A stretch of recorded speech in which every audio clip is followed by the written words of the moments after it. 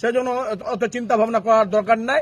दोस्तों, जो लोग एएसआईआर के नोटिस को लेकर टेंशन में थे, उनसे रिक्वेस्ट है कि इस वीडियो को ध्यान से देख लें।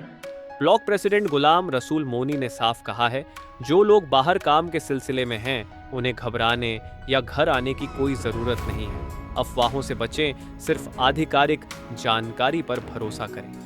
বা বাড়ির দাদা আছে বা বাড়িতে মা আছে বা বাড়িতে বাবা আছে, কেউ নিয়ে গেলে ওদের যে ডকুমেন্টসটা যেটা একদম ক্লিয়ার আছে, নামটা ভুল নাই, আধার কার্ড হোক বা প্যান কার্ড হোক, যে একটা ডকুমেন্ট যেটা ক্লিয়ার আছে ওইটাই নিয়ে ব্লকে যেতে হবে।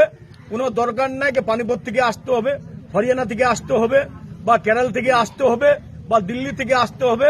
যারা আমাদের পশ্চিমবাংলার ছেলে মেয়ে বাইরে আছে, আসতে হবে না। তাদেরকে বলবো তাদের গার্জন দিয়ে যখন নোটিশ হবে, যে ডেটে যেতে বলবে আমাদের বিডিও সাহেব হিয়ারিং এ আমাদের ব্লকে, ওই ডেটে যায় হাজিরিটা দিতে হবে। ওদের গার্জন চলে গেলে যথেষ্ট, অন্য জনকে আর যেতে হবে না। সেজন্য অত চিন্তা ভাবনা করার দরকার নাই।